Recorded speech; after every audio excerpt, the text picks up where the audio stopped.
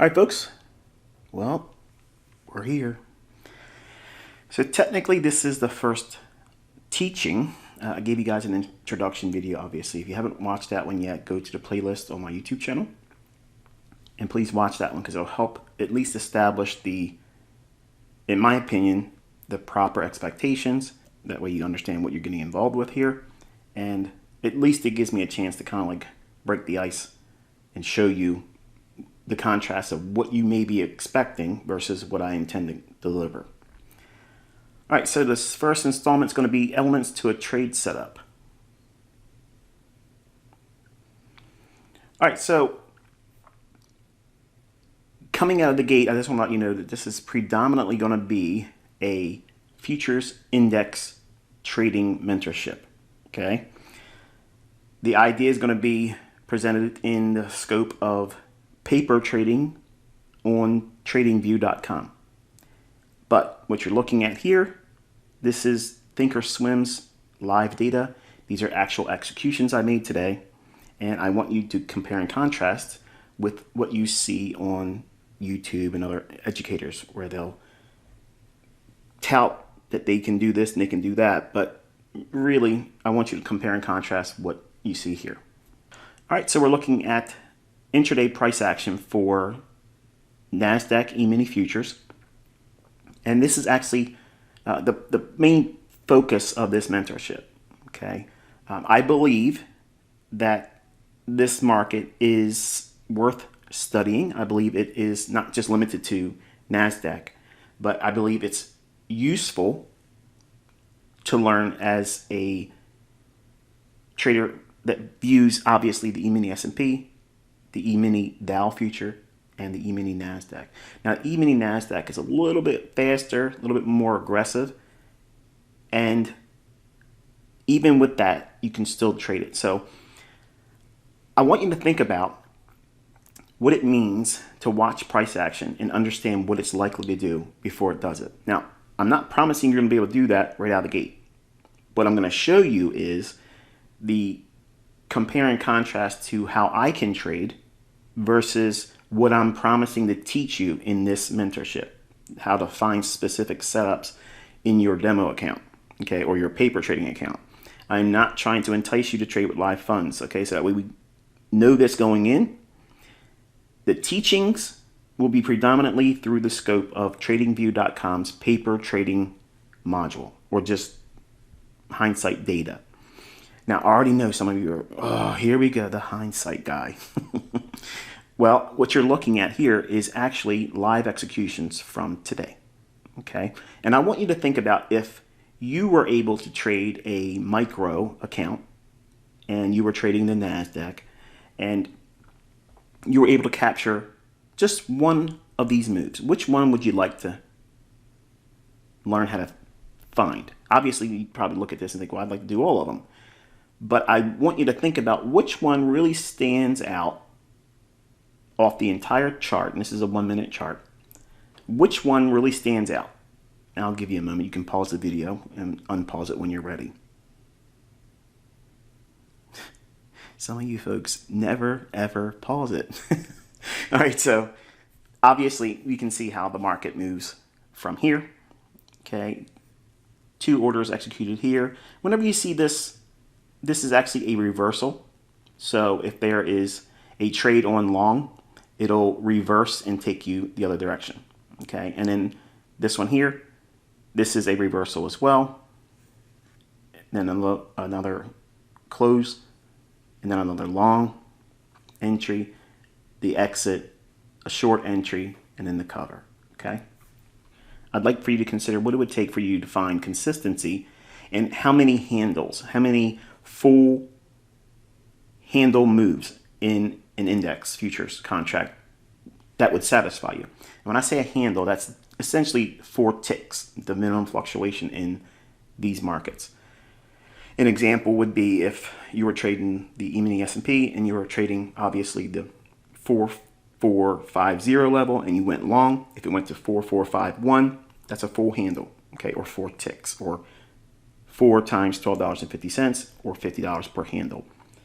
The NASDAQ is $20 per handle. So it's slightly different.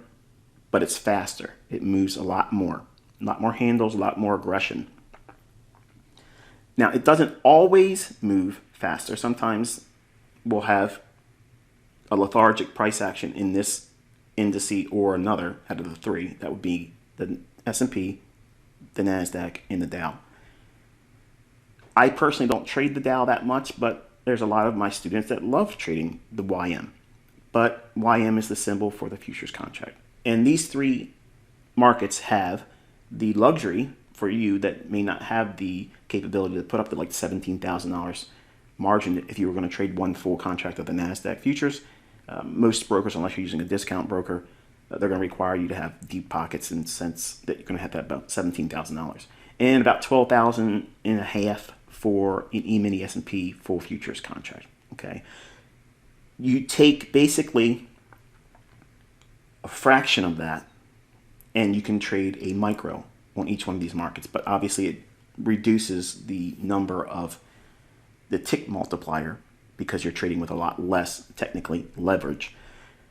So I'm going to get into all that, but I just kind of want to begin the conversation informally, but also just kind of show you what it is that I do versus what other people do.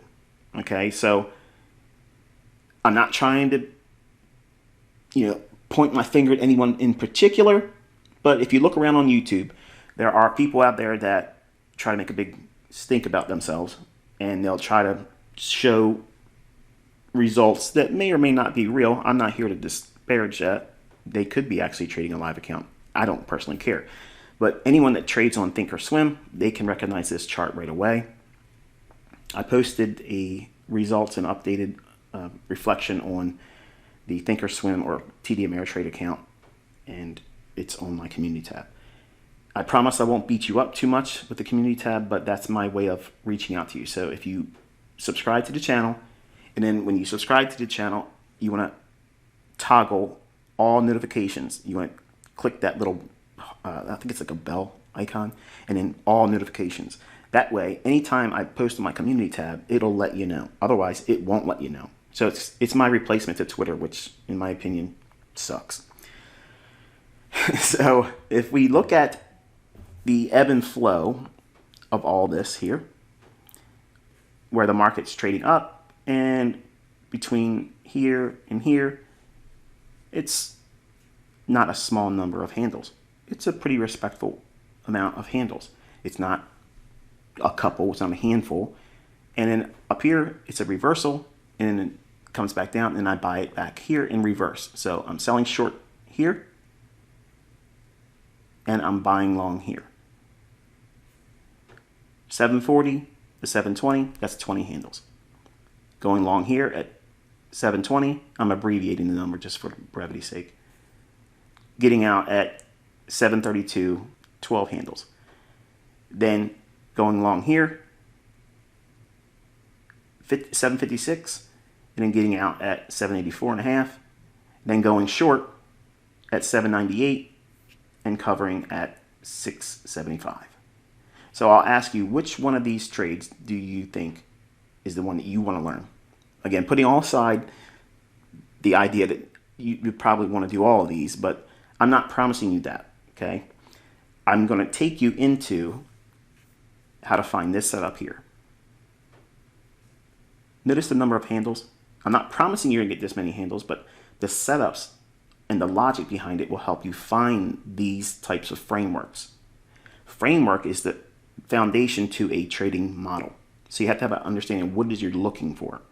And that's really the only thing I'm introducing tonight is the idea of what it is I'm promising to educate you with, so that way you can go in and find these setups on your own. You will not need to be a slave to some kind of black box system. You don't need to be a part of some kind of signal generating gimmick. You don't need to be a part of a signal service. You can find these on your own, independent. That's exactly what I'm trying to frame in all of my students. I do that with my mentorship students that paid me for education. Now here you are in my YouTube channel. I'm telling you the same thing. I'm teaching independence. That way you're not requiring any hand-holding by me. Once you understand the rules and you go through the processes and things I'm going to teach you how to practice with, You will not need anything except for the chart itself. That's it. And that's how, in my opinion, and you can argue with this if you want, but I could care less if you could. Any of you would challenge the idea that independent thinking is not the best way of doing it. You want to be able to be unshackled, okay? And if you're part of a signal service, or if you're part of a approach that requires you to use a black box system, you're kind of held captive, aren't you? So if you look at this chart is clean, except for these little bubbles that actually show you the transactions.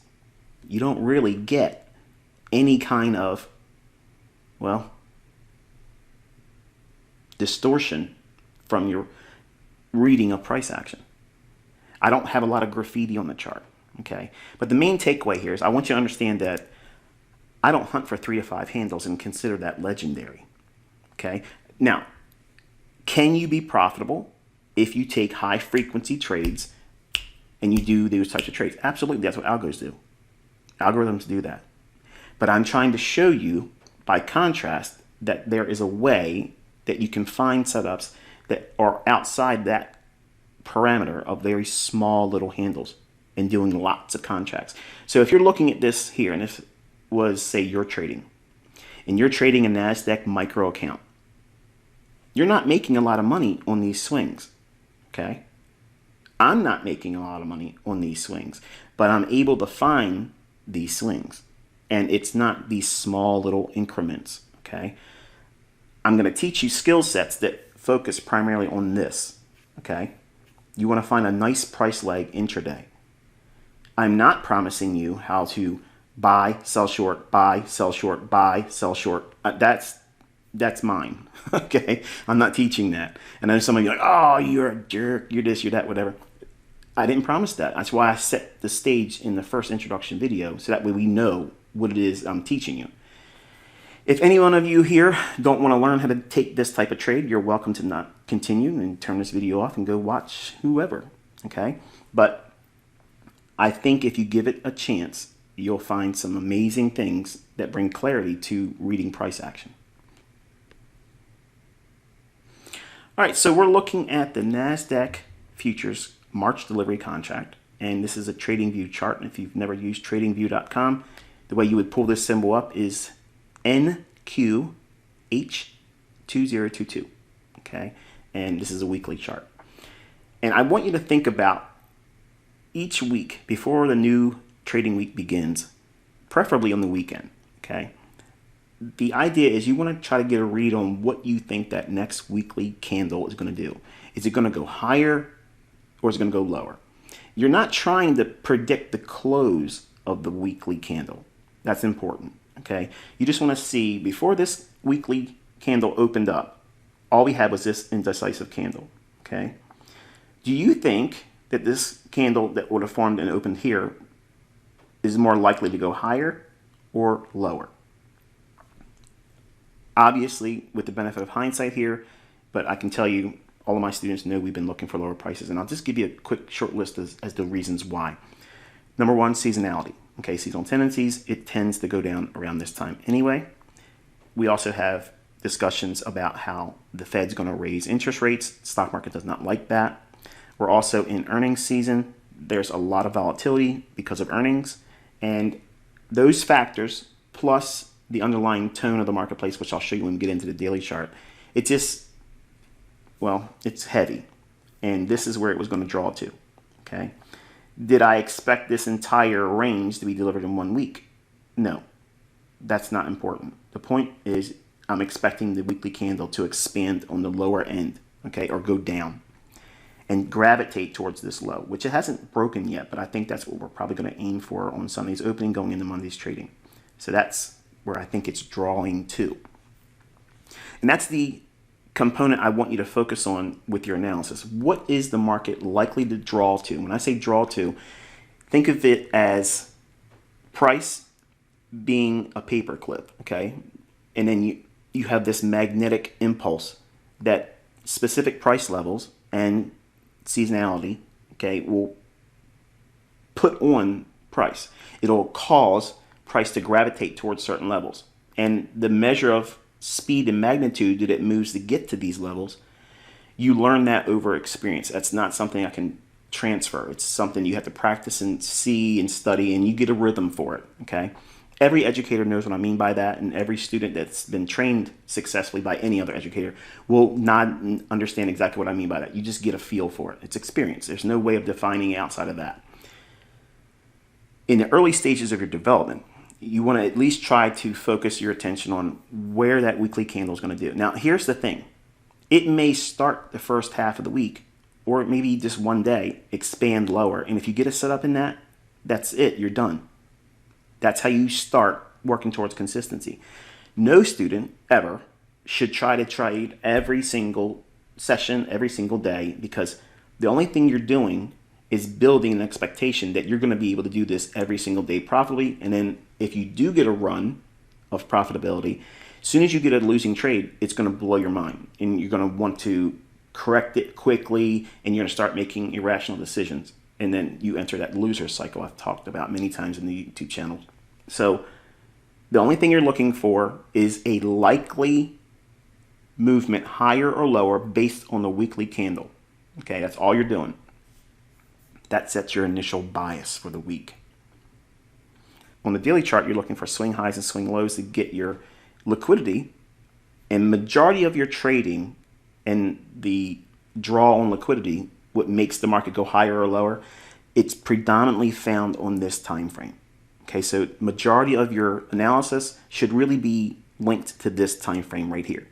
You have to have an assumption whether you're going to be expecting that weekly candle to expand higher or lower. That's your weekly bias.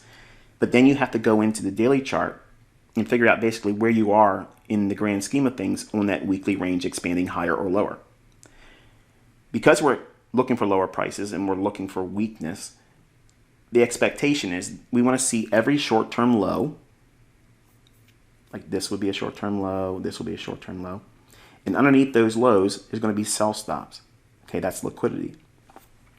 When I say learn to start looking for where the market's going to draw to, it's drawing to one of two things, okay? It's drawing to stops, which is liquidity, or it's running to an imbalance. Now, what's that mean? Above old highs, buy stops. Below old lows, sell stops. Imbalances is something like this over here, where you have one single candle pass higher, and the previous candle's high is here, and the next candle's low is here. So it only went up one candle, nothing moved down to overlap with that same delivery on that price candle there. So in other words, that's an imbalance. It's only going higher and nothing else is here to offset that and efficiently deliver price on the opposite end. Now, you probably heard of the theory, auction theory, okay? And folks hear me try to communicate some of these things and they'll run away with, oh, he's just talking about auction theory. And it's not. Just like when they see me do a rectangle or a box on a chart, and you'll see one in this video, it's not supply and demand. Okay, it's just what it is. You'll see it and you'll know right away after you've been with me for a couple weeks that this is entirely unique and there's nothing else like it. And I'm certain the majority of you are going to fall in love with this model. So we're looking for lower prices. We're looking for an expansion. I'm using the benefit of hindsight, but I can promise you again, this was discussed. We were looking for lower prices in my paid group. And if I did not say that, I have a lot of students that are making YouTube channels. They are welcome to come out and say I'm a liar. So we're looking at the daily chart, and we're going to drop down into the hourly chart. Okay, now what I have here is a framework for looking at the weekly range on an hourly chart. So all I did was beginning on midnight New York time, Monday's candle, and then Friday's close, and then the beginning of Friday's trading at midnight. Okay. Now, what I'm delineating here is the fact that we had a nice sell-off on Thursday, and the market went into consolidation overnight. Notice what happens here on Friday. This is that old low in the daily chart. That's what we're thinking or assuming that it's going to draw to, because that daily chart, there's lots of liquidity. And large fund traders, large institutional traders, institutional mindset investors will be looking at these old lows and old highs. And liquidity providers will be looking to take business in around these same levels. So if we know that this level down here is the old daily low, and again, I'm going to take it back up to the chart on the daily chart. That's this low right here, okay? By dropping down into the hourly chart, that level is here. All I'm doing is transposing those daily levels right to this hourly chart. The entire week has been bearish. Okay, it's been going lower since the beginning. Then we had consolidation in here. The market creates this short-term high and this short-term low. What rests above that short-term high? If you've taken notes and been paying attention, it's buy stops. What's resting below this low here? Sell stops. Watch closely.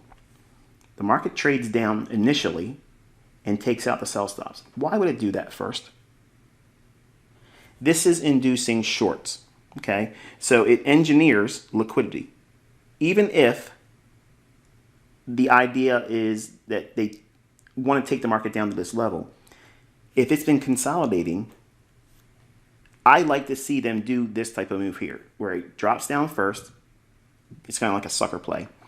Anybody that has a sell stop below here, they want to sell on weakness, they're going to get tripped into the marketplace. So now they're triggered in short. And then they start doing a run against those traders and against those that were already short from this high. So what are they doing? The market's being driven higher, and the algorithm's going to attack that buy stop liquidity pool. Why would they want to do that? Number one, it's going to punish those individuals here that went short. When it drives above this high here, it sends all those buy stops into market orders, flooding the marketplace. That gives a huge influx of willing buyers at a high price, which is the perfect counterparty to smart money that wants to sell at a high price. Remember, the market wants to go down here. So when it drives up to here, those buy stops are the counterparty or the other side of a smart money trader that's wanting to go short, because they're going to sell short. They got to sell it to somebody who wants to buy it at a high price. That's why the market does this. Okay. In your notes, you want to record anytime a significant price move lower is expected, always anticipate some measure of a stop hunt on buy stops or a short-term high being taken out. Obviously, it's reversed when you're looking for higher prices. Generally, you'll see a short-term low taken out and sell stops taken before you see a very pronounced rally higher. Don't take my word for it. Go through to your charts and you'll see it's actually occurring almost on a daily basis. So we're going to drop down into a 15-minute time frame. So that same old low level down here, and that high I just mentioned on the hourly chart and the low on the hourly chart is now been defined with a small little line segment. Okay, so we have a trend line here and a trend line here. That's the extent of a trend line. That's it. I only use them to highlight to my students. These levels are not on my chart. I'm watching a naked chart. Okay. You, while you're developing, you should have these levels drawn out on your chart because it helps you build and ingrain the idea that this is where liquidity is. It keeps you focused on that because it's easy to look at all these candles forming if you have the luxury of watching it in live, and you can lose sight of where you are. I mean, once you lose your bearings, it's really confusing. And this helps you keep those bearings in mind. And what do I mean by that? Well, I mentioned how the market dropped down initially, and that takes the sell stops out. So sell side liquidity has been attacked. Traders are now tripped in going short if they sold on a break, trying to be a breakout artist. And then the algorithms go right back up to an area where it's been cleanly delivered relative equal highs. See how this high here, right before it dropped, is basically the same high here. Notice that? So retail traders see this and they trust it as what? Resistance. So the books always say, put your buy stop, if you're going to go short, right above a clear level of resistance. Well, these levels work for a short period of time, but majority of the time you see this event right here. And this is how I teach my students to go in there and look for those types of events, because what did I just tell you moments ago about looking for significant price moves? Before there's a significant price move of any real magnitude or importance, generally there's going to be a stop hunt that takes place right before that price delivery occurs. So what does it look like? You have relative equal highs, this high and this high. The market goes up when we're what? We're expecting lower prices on that weekly chart. We're on the last day of the week. It's already been heavy. It's weak. And the only thing it's been doing is consolidate. And the first thing it did was broke out to the downside, tripping what? Traders in a breakout to go short.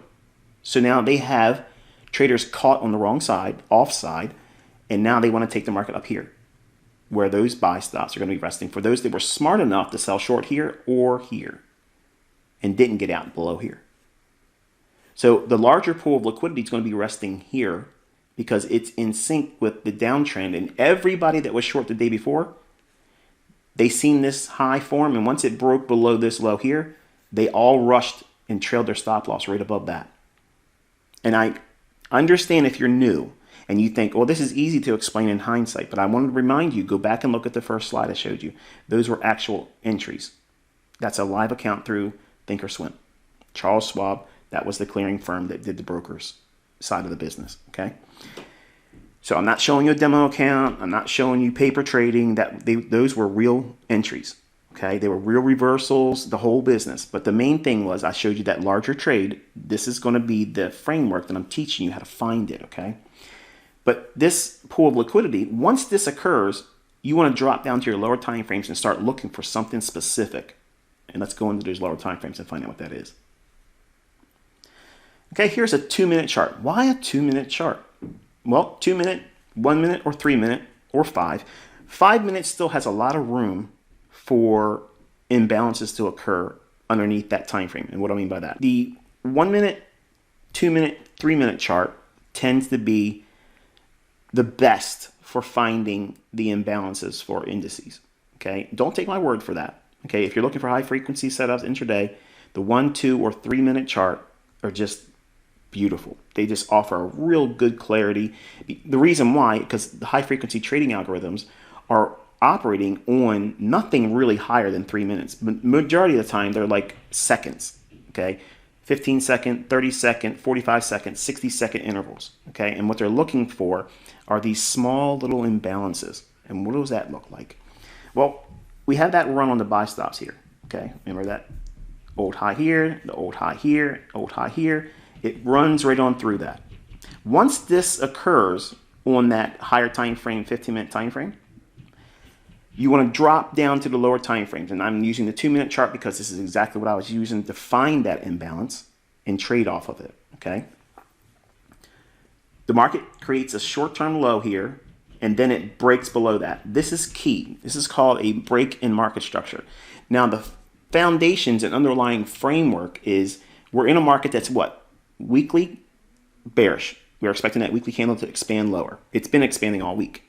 So we have momentum on our side. We have a consolidation that's occurred, and we had a pool of liquidity engineered with these relative equal highs, and the market broke out to the downside first, and then they ran on the highs. So once it went here, we don't rush in there, just go short because it went above the old highs. We're looking for some specific signature that tips its hand to you, okay? And I promise you, when you start going through your charts, and it's going to be homework for you, you're going to see this occurring almost every single day. And if it's not doing it this way, it's doing it the opposite direction as a buy, okay? Again, don't take my word for it. You're going to be flabbergasted. You like that? Flabbergasted when you see how many times this thing forms every single week, okay? It's many times throughout the intraday charts it creates this type of move. But it runs the stops. Then we have a short-term low, and then it breaks below it. So now we have a break in market structure, okay? Once this low is broken, you're going to look for this little area here. That's that imbalance I mentioned in the beginning, right? So what's happening is the market's going to go right up inside that area there, and that's where you want to sell. Now, if you don't sell there, you can drop down to a lower time frame 1-minute chart. If this was a 3-minute chart, you can go down to a 1-minute chart and look for that to occur on that time frame as well. And it many times will form if you're looking at a lower time frame, like say this was a 5-minute chart, and you looked at a 1-minute chart, you'd find one down in here. It's a matter of scaling down in your time frames, because once you have an underlying premise to the market now likely to go lower, it becomes an easy thing to look for these types of things. So in your chart, once you're developing this idea and learning it, you're going to highlight this candle's low, this candle's high, and this right here is what I teach my students as a fair value gap. Okay, you don't have those in books. Okay, you don't have any of that kind of stuff out there. It's something I introduced back in 2016, and obviously a lot of people discovered how good it is, and they try to make courses with it. But I'm gonna not touch that right here. But the idea is, once it go up into that imbalance there, and once it does that, as soon as it enters that area, the algorithm that delivers price. Now, some of you may not know what that means, and some of you may not even agree with it. You may think that this is made up or it's contrived. I promise you, if you spend time with this, you're going to quickly come to the conclusion that there absolutely is an algorithm, and it's manipulating the markets every single day, every single tick. It's completely controlled, okay, period.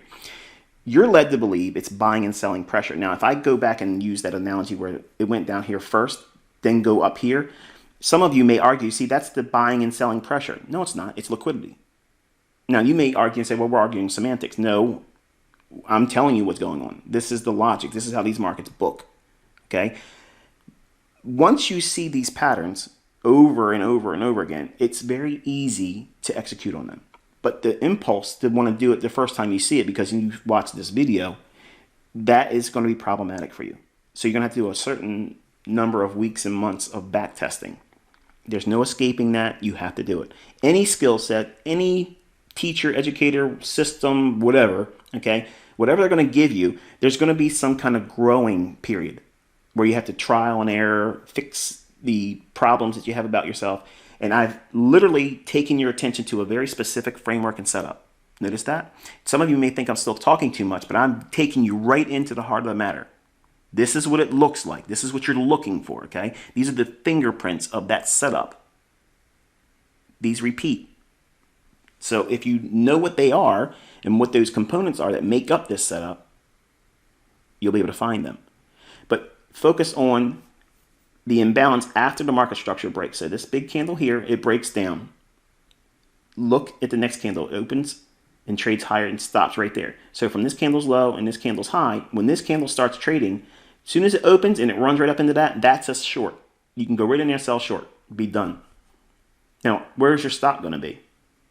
Well, you can put it above this high here, or you can put it above this candle's high, whichever your risk parameters allow for, okay? If you're trading the micro, which is, again, it's not a lot of money per tick, so the multiplier for that is very, very small.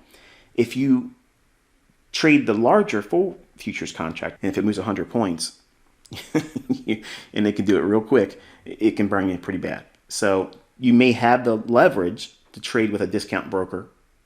Okay, you may have the initial margin to trade with a discount broker, but you may not have the wherewithal and the skill set to navigate this market.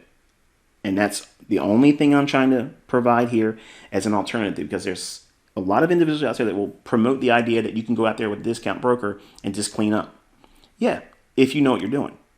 But you don't need a discount broker to be profitable. Okay? Looking at this further, we're going to look at the logic in here. And I want you to think about after this forms and you see that as your choice setup or entry. If it starts to move lower, you can still get in it. There's no reason not to think that you can't get in it here or in here. It's close to or in close proximity to where that area is as an entry. Once we take out a low, though, once that occurs, then it becomes a matter of your chasing price. And if you try to get in, especially if you like use a market order, you may see it trade right to this low and say, okay, now I believe it's going to go down. You put a market order and sell short, and then slippage gets you down here. And that creates a larger area of risk that you have to assume, and it's problematic. You want to learn to trust going short when the market's going higher, and that feels scary at first. But once you start seeing this pattern form, it becomes easy to trust it. And in fact, you want to be doing that. You want to be selling short, expecting lower prices right when the candle's going up. And retail traders can't grasp that many times. It's just like it goes against the logic because they think I got to have confirmation. All the books say I have to have confirmation. And that's somebody that's coming in late. That's someone that doesn't know how to read price. They can't really follow it. And usually they're the people that will trade short with additional sell stops. They'll put sell stops below the marketplace, and then that's the momentum entry for them. And it's kind of like a no-brainer. In fast markets, it works. But if you don't know what you're doing, you try to do that in a market that's consolidating or about to reverse, it hands you your backside. Okay, so if you're looking at this framework here, and we've taken the buy stops, we have our entry pattern here, what would you be looking for as a downside objective? Well, I'm going to teach you the liquidity matrix. Okay, and sounds pretty cool, sounds neat and all that, but watch what it is. This here is your range. This is the low of the day, and this is the high of the day thus far. So if we take that range and split it from the low to the high to get the midpoint, all of this can be determined by a simple 50 level on a Fibonacci. So you drag your fib from this high down to that low or vice versa and have your 50 level highlighted. Then anything above that 50 level, this is referred to from an algorithmic stance as a premium market. It means it's expensive. Now markets can stay in a premium for a while and not go to a discount, which would be below the 50 point. Okay, 50%, anything down here is a discount. If you're bearish, if you're ever going short, you want to look at the previous range. Where are you at inside that range? So when this formed here, that little fair value gap, once that formed, you're thinking, okay, we are in a premium, so algorithms will want to go to a discount. That's the opposing side of the marketplace. So if it's going short here, it's driving the market lower. What does that mean? The algorithm is going to start pricing lower.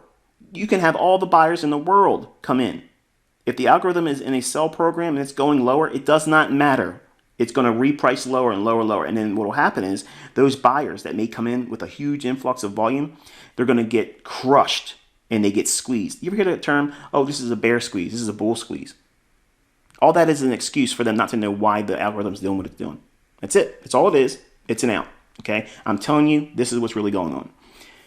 So the market's moving from this premium high, this specific entry point, to a level below the 50 of this range, this low and this high. Now, I want you to, again, go back and rewind the video once we're done and look at that execution page where I showed you my entries going back and forth, up and down, and where I got out at, where I got in at, okay? I want you to think about what below this level here, the 50 level, what is resting below here? Sell stops. So now think about the idea of someone like you and I that would see this ideal entry as a short. We have to sell to get in that short. How do we get out of that short? We got to buy it back or cover it by buying. Well, we're going to find willing sellers at a low price relative to this point here. They're willing already sitting down there with their sell stops right below that low. Now, look closely. What else resides right near that low? Do you see it? Pause the video before I show it to you because it kind of ruins the experience. Because if you find it and I don't tell it, it feels good. Right there is that imbalance I mentioned.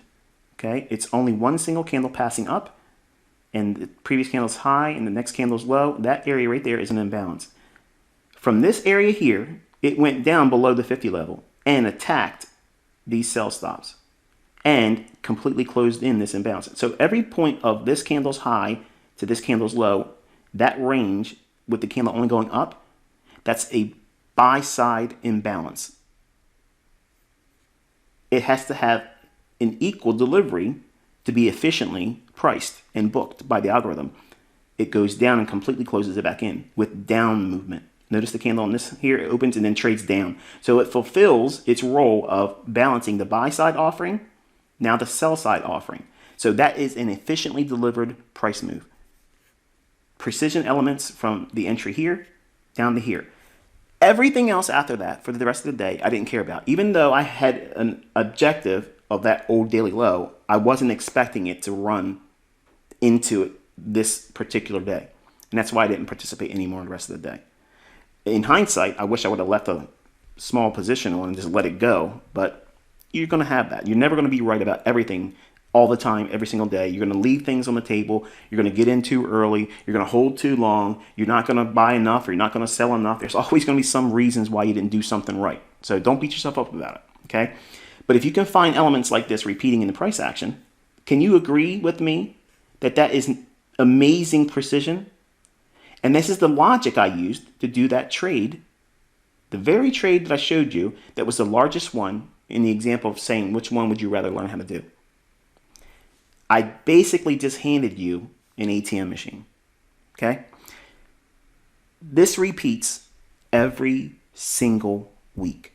Every single week. Now, I want you to count the number of the handles in this move. Let's say you got in at, say you got in at 800, 14,800. It started to go down, you trust it. Okay, we're going to go short. Ideally, you want to enter as it goes into that, but it's going to take time for you to trust that. But let's say you got in at 14,800. If you got out down here, like I did, I exited as it went right to the top of that range, right here. This range here, that's the top of it. Once it went below that, that was it for me. That closed the trade. Is that 5 handles? Is that 10 handles? Is that 20 handles? Is that 30 handles? Is that 50 handles? No. It's over 100 and some. Now, let's assume for a moment that you get good at this, or I get the inclination that I want to go to some kind of a deep discount broker. And I go in and I do trades like this, and I'm putting on 15 to 25 full futures contracts. What do you think the results are going to be? Yep.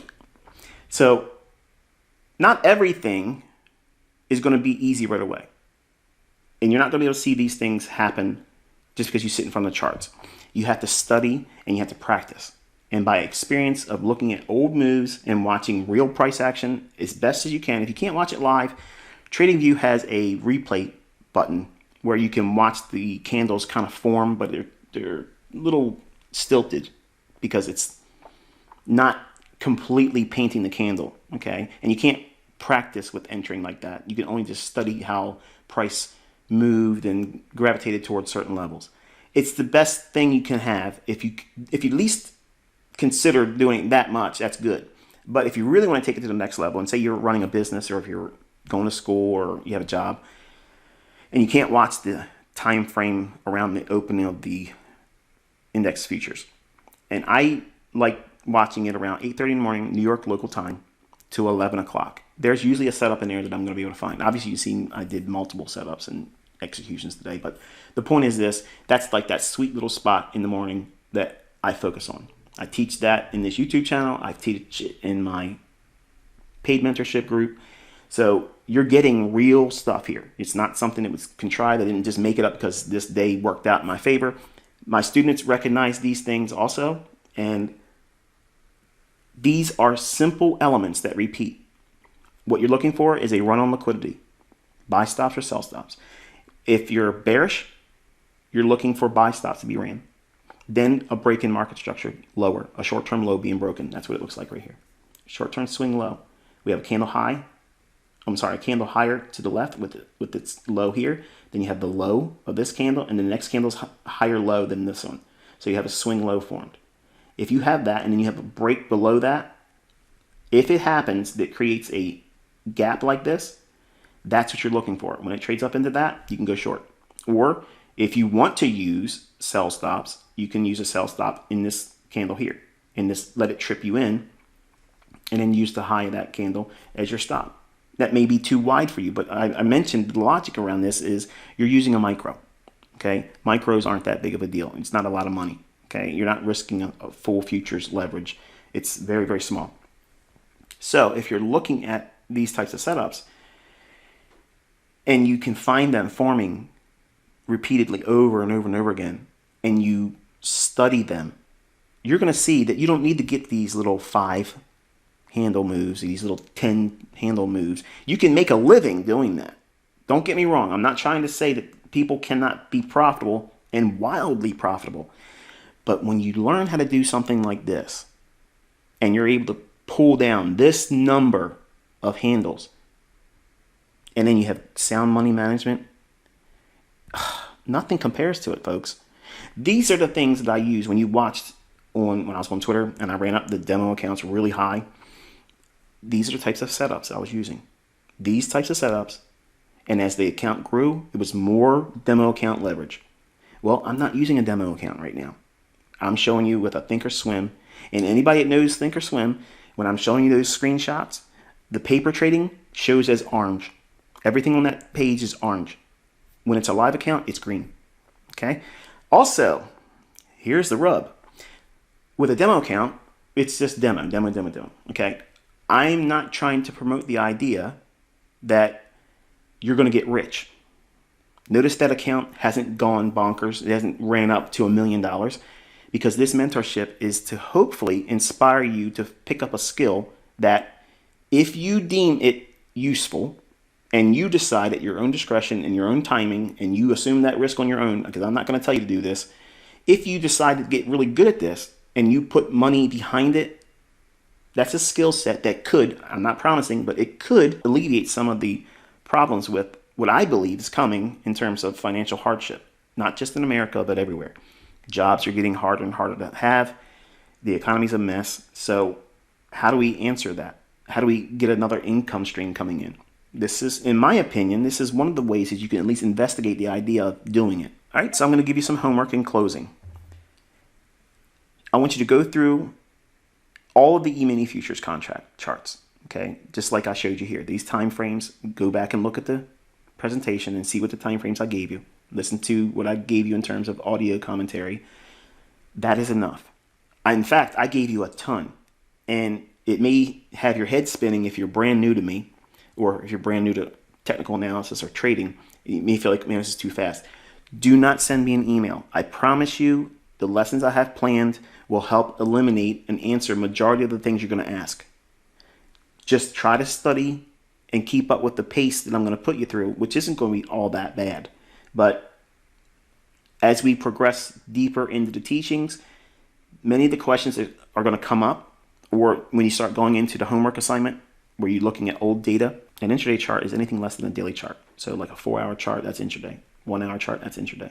5-minute, 3-minute, 2-minute, 1-minute, all those time frames are intraday. What you're going to be looking for are breaks in market structure after a pool of liquidity. Okay, buy stops or sell stops have been taken in an opposing direction of your weekly expected range. In other words, are you expecting higher prices or lower prices on the weekly range? So if you're looking for lower prices, your focus is on a run above an old high. Once that forms, then you're looking for a break in market structure on a lower time frame. Once that occurs and you have an imbalance, that's your trigger. Okay, and then you split that range that was created, find out where the 50% is, and then if you're selling short, you want to find something like an old low or an imbalance to aim for as your target. And you want to get the closest target. Don't try to get fancy and say, okay, well, I think it's going to go down to that lowest low, and try to use that for your exit. Because sometimes these markets can deny you that. So low-hanging fruit is how I teach. You want to have the easiest target and then allow the market to go farther and you just not be a part of it. It's okay. Is 125, 130 handles in an index not good enough? I think it's good enough, but I'm probably just biased. But the homework assignment is, again, you going through the charts using the logic I framed in this introduction lesson, looking for break-in market structure. I also have lessons in this YouTube channel that talks about market structure breaks and things like that. And then you're going to look for the imbalance in price, which is that fair value gap. Then you're going to determine where an opposing high or low resides, then log and backtest the number of handles you see in hindsight examples. In other words, how much did it offer? And you're going to get a collection of doing that. The next lesson, I'm actually going to show you how to go back into the charts and look for them, how to log them in your journal, and give you more insights about how you can find these setups that repeat every single week. Okay, so again, I'm going to build on this foundation in the next episode. The next episode will be next Tuesday, and the time upload will be 10 o'clock New York local time. Hopefully you've enjoyed this one. Until I talk to you next time, I wish you good luck and good trading.